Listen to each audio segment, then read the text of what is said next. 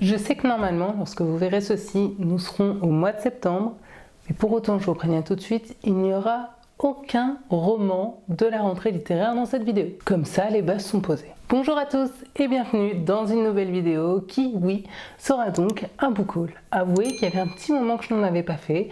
Je ne sais pas si ça vous avait manqué, mais à moi personnellement, ça m'avait un petit peu manqué. On va pas se mentir, c'est le genre de vidéo très simple à faire pour ma part.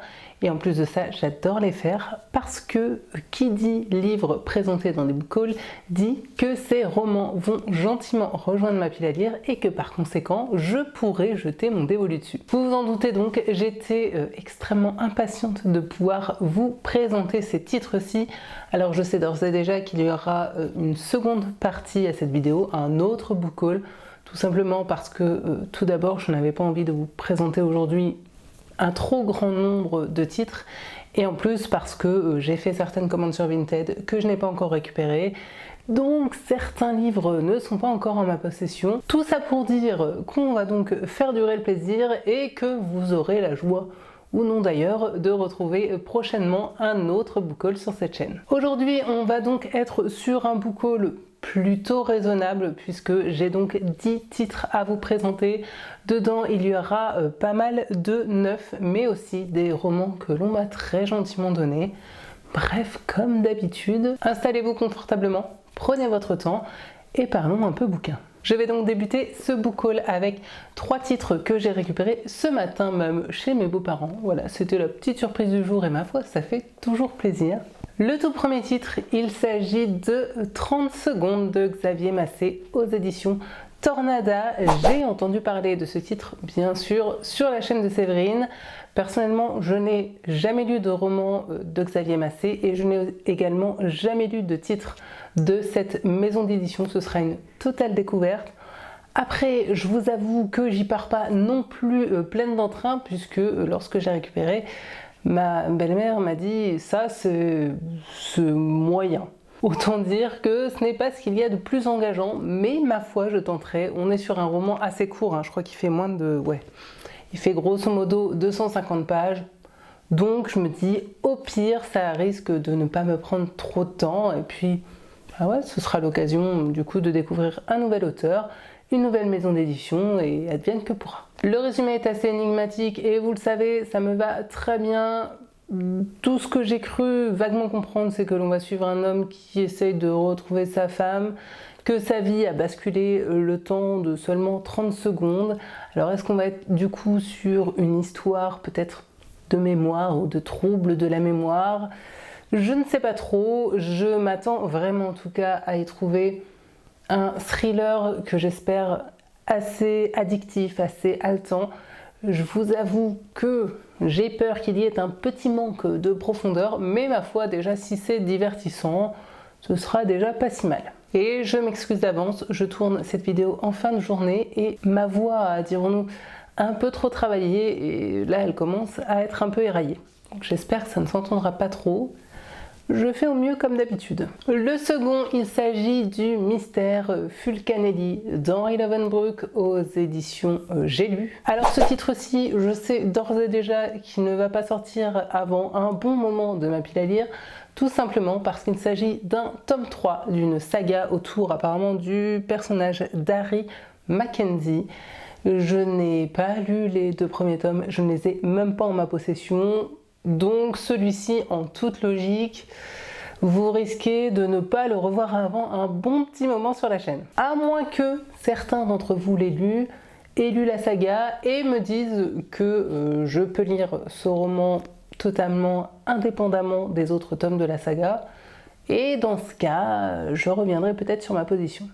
Ceci dit, le résumé m'intrigue et m'intéresse quand même beaucoup puisqu'on va se retrouver avec une histoire apparemment de meurtre qui va se dérouler entre Paris et Séville, ville que j'aime énormément. Donc voilà, moi je vous avoue que j'ai pas lu du coup tout le résumé parce que j'avais beaucoup trop peur de me faire potentiellement spoiler. Mais en tout cas quand j'ai vu Séville, meurtre, je me suis dit bon bah déjà là, normalement ça devrait un minimum m'accrocher. Et dans tous les cas, je vous reparle normalement bientôt d'Henri Lovenbroek sur la chaîne, puisque je suis actuellement en train de lire un autre de ses romans. Et le dernier de ces titres que j'ai récupéré ce matin, il s'agit de Hamnet de Maggie O'Farrell aux éditions 10-18. J'aime énormément cette couverture. Je sais pas pourquoi elle m'intrigue, elle m'appelle et rien que cette couverture me donne vraiment très envie de découvrir ce roman. Je ne sais pas dans quoi on va être, mais petit détail, là en haut nous avons une espèce bien particulière de papillon qui me rappelle forcément, pour ceux qui l'auront vu, Le Silence des agneaux, vu ou lu d'ailleurs, parce que personnellement j'ai vu le film un nombre incalculable de fois, mais je dois encore lire le roman de Thomas Harris qui attend bien sagement dans ma pile à lire. Toujours est-il qu'avec cette histoire, on va plonger dans la campagne anglaise au XVIe siècle. On va y suivre, de ce que j'ai compris, une histoire familiale, une famille avec 2 enfants. La jeune fille est malade et son frère va partir pour, je crois, trouver un remède. Bref, là encore, un résumé qui n'en dit pas trop et personnellement, je trouve ça très bien. Tout ce qui m'a, moi, accroché, c'est cette ambiance de campagne anglaise et cette histoire aussi un peu de famille recluse sur elle-même mais qui cache peut-être potentiellement certains secrets. Dit comme ça, alors le décor n'est pas le même, mais ça me fait quand même un peu penser à Betty, que j'ai lu il y a peu de temps, dont je vous ai parlé et qui a été juste un énorme coup de cœur pour moi. Donc ma foi, si on peut être ne serait-ce qu'un petit peu dans cette veine-là, normalement ça devrait le faire avec moi. Pour ce qui est des romans suivants, il ne s'agit que d'achats neufs et c'est quelque chose qui arrive assez rarement sur la chaîne, donc voilà, je tenais à le noter. Mais ce sont des achats neufs. Pourquoi? Tout simplement parce que ce sont vraiment des titres que je voulais très spécifiquement. Pour la première série que je vais vous présenter, vous allez tout à fait comprendre pourquoi. Et pour ceux qui vont suivre, eh bien, c'était des titres que je n'arrivais pas forcément à trouver en occasion et des suites en plus de ça, de saga. Bref, je voulais spécifiquement ces titres-ci. C'est donc pourquoi je me suis décidée à les acheter en neuf. Et le tout premier ne va pas du tout, mais alors pas du tout vous surprendre, puisque oui, j'avance dans ma collection des King, puisque je me suis donc procuré Minuit 2 de Stephen King aux éditions Le Livre de Poche, avec ces magnifiques couvertures que je ne présente plus. Ce livre, ce n'est non pas un roman, mais un recueil de nouvelles. Il me semble, de ce que j'ai cru comprendre avec le résumé, que c'est un recueil qui comporte 2 nouvelles plutôt connues. La première qui s'intitule Les Langoliers, dont j'ai déjà entendu parler, mais que personnellement je ne connais pas vraiment, donc je suis vraiment très curieuse de pouvoir la découvrir. Et la seconde nouvelle qui correspond, alors je ne sais pas si elle a le même titre, mais en tout cas elle correspond au film Fenêtre secrète qui avait été réalisé il y a de ça maintenant une paire d'années avec Johnny Depp en personnage principal. Cette histoire d'un écrivain qui va rencontrer, on va dire, son double écrivain qui va l'accuser de lui avoir volé son roman. Bref, une histoire d'écrivain comme, ma foi, c'est assez souvent le cas chez Stephen King. Quant au Langolier, je n'en sais absolument rien et je ne veux rien en savoir. Je veux vraiment découvrir cette nouvelle en étant vierge de toute information. Donc voilà, dans tous les cas, c'est donc un recueil qui m'intrigue beaucoup. J'ai envie de le lire très rapidement et en même temps, j'ai toujours le recueil Nuit noire étoile morte que je n'ai pas encore lu et qui me fait aussi extrêmement envie. Donc à un moment, il va falloir que je fasse des choix, mais en tout cas, ouais, celui-ci me tente vraiment beaucoup. Bon, par contre, on est sur des nouvelles à la King, c'est-à-dire que ce livre fait pas loin de 600 pages pour seulement 2 nouvelles. Autant dire que pour moi, ce sont presque 2 romans qu'on a compilés ensemble. Et nous allons donc continuer dans cette accumulation des King. Ceci dit, je n'ai absolument aucun scrupule puisque, vous le savez si vous suivez la chaîne, j'ai pour but de tous les lire et j'en lis très régulièrement. Donc ouais, vraiment aucun scrupule, aucune culpabilité lorsque j'en achète un. Je me suis donc également procuré Charlie, toujours de Stephen King, toujours aux éditions Le Livre de Poche. J'ai d'ailleurs un peu galéré à trouver cette couverture-ci sans le petit, comment dire là, le petit rond disant qu'une adaptation cinématographique en a été faite il y a peu de temps parce que oui, le film Firestarter est sorti il y a très peu de temps, qui est donc, vous l'aurez compris, tiré de ce roman du King, avec, comment s'appelle-t-il ? Zac Efron dans le rôle du père.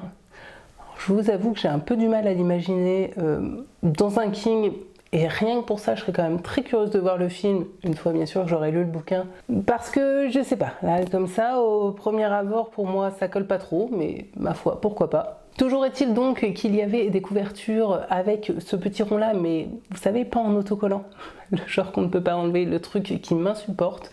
Mais heureusement, j'ai fini par mettre la main sur cet exemplaire qui n'a pas ce petit rond absolument moche et qui gâche complètement cette magnifique couverture. Au niveau de l'histoire, donc Charlie, c'est l'histoire d'une petite fille qui a des pouvoirs, je crois, de télékinésie ou quelque chose comme ça. Bien sûr, les grands méchants du gouvernement veulent mettre la main dessus, vous savez, un petit peu à la 11 dans Stranger Things, et le père de cette petite fille va partir avec elle pour la protéger. J'en sais pas plus, mais c'est un King assez connu. C'est d'ailleurs l'un de ses premiers romans et personnellement je le vois un petit peu comme une des bases de l'œuvre du King. Donc ouais, rien que pour ça, je suis hyper curieuse de pouvoir enfin trouver le temps de le lire parce que celui-ci me fait vraiment envie.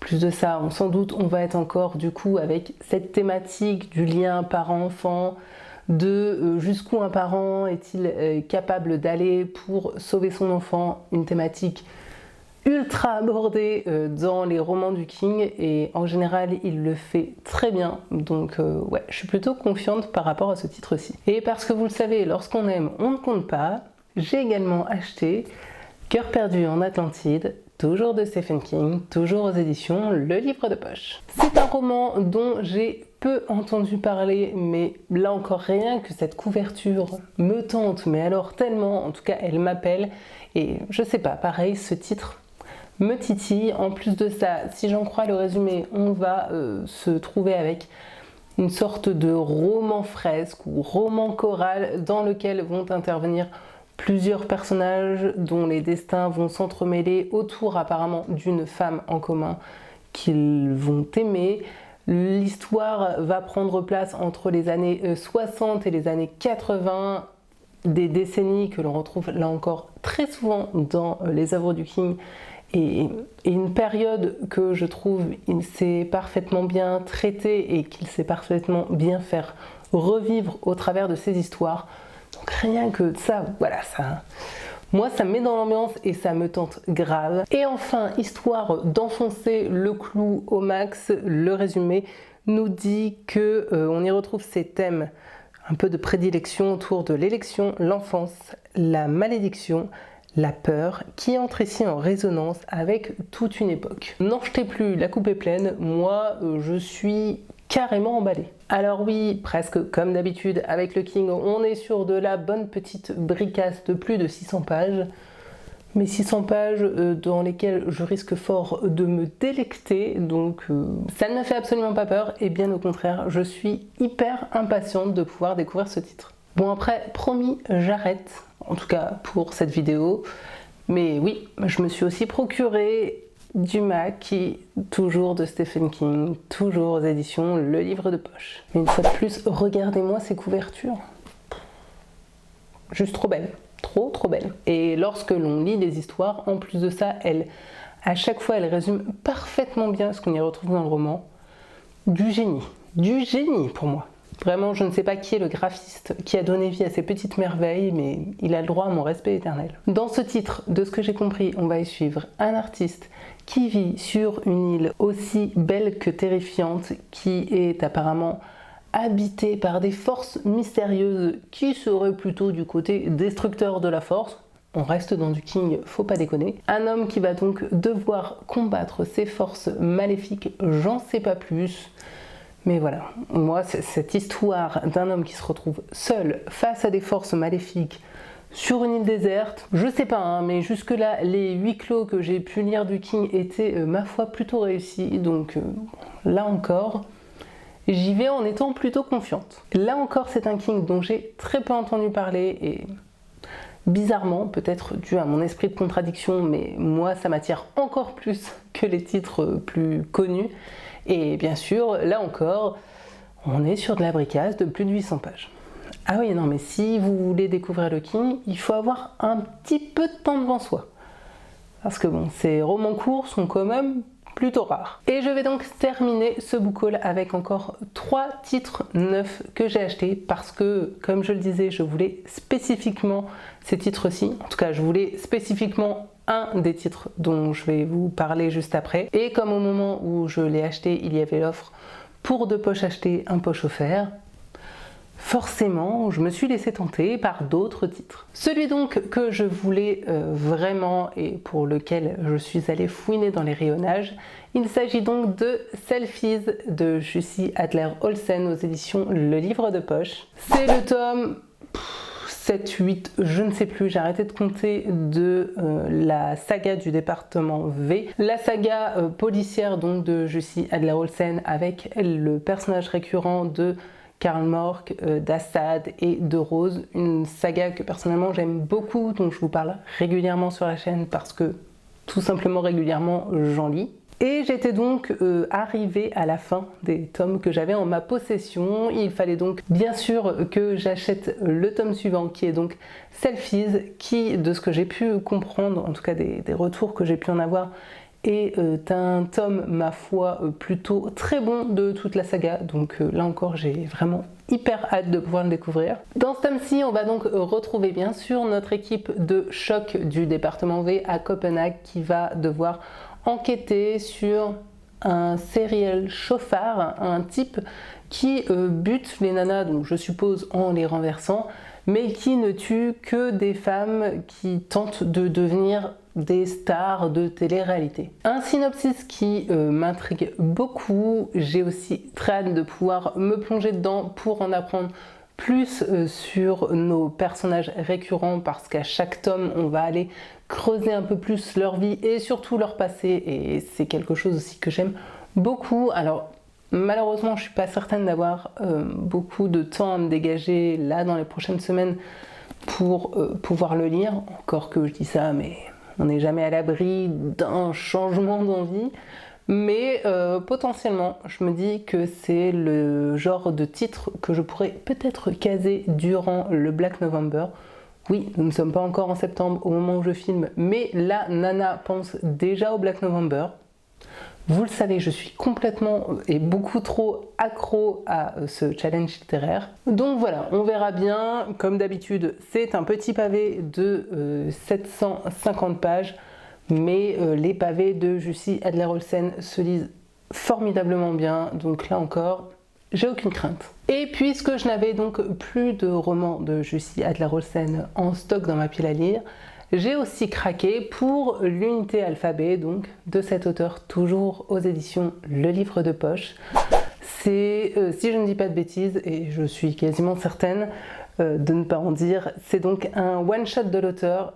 Et je crois que c'est d'ailleurs son seul one-shot, en tout cas traduit en français. Donc là encore, je suis hyper intriguée par ce titre parce que jusque-là, je n'ai lu du Jussi Adler-Olsen que dans le contexte du département V et donc je ne sais absolument pas à quoi m'attendre avec ce titre-là. C'est un roman dont on avait pas mal entendu parler à sa sortie et effectivement, la thématique et le contexte historique me tente beaucoup puisque dans ce titre-ci, on va donc suivre l'unité alphabet qui est une unité d'un hôpital allemand dans lequel on emmenait les soldats SS blessés pour leur faire subir des petites expériences, voilà, ma foi, pas forcément très sympathiques.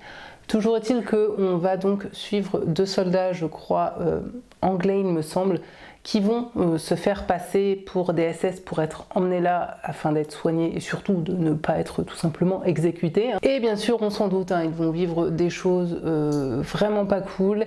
Et à un moment, je crois qu'ils vont être séparés, ils ne vont jamais se revoir. Et on va donc suivre également l'un de ces deux protagonistes, 30 ans après, qui, je le suppose, va revenir un petit peu sur tout ça. Bref, une histoire sur fond de psychiatrie, de torture, de nazis, le tout sur 2 temporalités. Normalement, ce livre a tout pour me plaire. Et enfin, comme je le disais, étant donné que j'avais donc acheté 2 livres de poche, j'avais le droit à un livre de poche offert et il n'y avait pas énormément de titres qui me tentaient.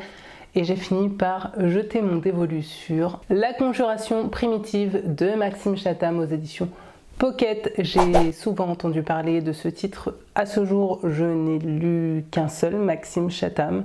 Je sais que j'en lirai d'autres par la suite parce que c'est tout de même un auteur extrêmement connu et important dans le paysage littéraire français et rien que pour ma culture personnelle, j'ai envie d'en lire d'autres de lui. En plus de ça, je pense vraiment que je peux tout de même trouver mon compte chez cet auteur, même si le seul que j'ai lu de lui ne m'a pas complètement emballé. Je reconnais qu'il y avait quand même de très bonnes choses, donc voilà, ce titre-ci me tentait pas mal, je ne l'avais pas encore dans ma pile à lire, donc ça tombait très bien. Je n'ai pas tout compris au résumé, tout ce que j'ai compris c'est qu'on va être, comme souvent avec cet auteur, dans une histoire de tueur en série bien crado, bien dégueulasse, bien cinglé. Je m'attends donc à lire des scènes qui risquent de me soulever un peu le cœur, mais vous me direz, j'ai l'habitude, normalement ça devrait passer, encore que parfois ils y vont quand même pas de main morte. Vu le titre, j'ai l'impression que l'auteur va essayer un peu d'explorer cette thématique du mal à l'état pur et peut-être du tueur en série extrême, final, enfin bref, vous voyez un petit peu l'idée. Je ne veux pas en savoir plus, je n'ai aucune idée de quand je vais trouver le temps de lire ce roman. Toujours est-il qu'il va donc en tout cas rejoindre ma palle et ma foi, si un jour l'envie me prend, au moins je l'aurai sous la main. Je pensais pouvoir tourner une vidéo tranquille, mais non, à la fin de cette vidéo, il faut que le chat me rejoigne et fasse des bruits de l'échouille juste à côté de mon micro, sinon ce serait pas rigolo. Donc si vous entendez des trucs un petit peu chelous, c'est le chat. J'espère donc que cette vidéo vous aura plu et surtout que potentiellement je vous aurai donné plein d'idées de lecture et peut-être que je vous aurai donné envie de lire du King. Oui, vous le savez, dès que je peux remettre une couche avec mon auteur chouchou, je n'hésite pas. Après, vous faites bien ce que vous voulez. Encore de belles lectures donc qui m'attendent, de belles découvertes en perspective. Je suis vraiment joie et bonheur d'avoir des titres du King en plus dans ma pile à lire. Vous ne pouvez pas savoir à quel point j'aime découvrir cet auteur. Voilà, je suis désolée si vous ne l'aimez pas. Mais sachez que vous allez continuer à en retrouver très régulièrement sur la chaîne parce que ça fait partie de mon ADN de lectrice et que ce n'est pas prêt de changer. Alors comme d'habitude, si vous avez lu certains de ces titres, n'hésitez surtout pas à me dire en commentaire ce que vous en avez pensé. Ça m'aide vraiment à hiérarchiser un petit peu et à faire sortir certains titres par rapport à d'autres parce que c'est génial d'avoir une palle énorme, mais c'est vrai que des fois, j'ai tellement de livres que je me plante devant ma pile à lire et que trop de choix fait que je ne sais pas vraiment vers quoi me tourner et bien souvent du coup ça finit un petit peu en je pioche le premier bouquin qui me tombe sous la main. Bon, vous me direz c'est une façon comme une autre de faire un choix mais bon, c'est vrai que si je peux avoir vos conseils, sincèrement je prends. Sur ce donc je vous retrouve prochainement sur la chaîne, soit pour un point lecture, soit pour du coup la suite de ce book haul. Je n'en ai aucune idée. J'espère en tout cas que vous serez au rendez-vous, que vous aimez toujours suivre les vidéos. Et puis si vous voulez soutenir la chaîne, n'hésitez pas à mettre des petits pouces levés et puis voilà. À laisser ne serait-ce qu'un petit cœur en commentaire. Sincèrement, à chaque fois, ça fait énormément de bien et ça motive vraiment pour continuer à produire du contenu. Donc voilà, je compte sur vous. Sur ce donc, jusqu'à la prochaine vidéo, je vous souhaite de faire de très belles lectures et par-dessus tout, bien sûr, je vous souhaite paix et amour et littérature dans vos cœurs. Bye!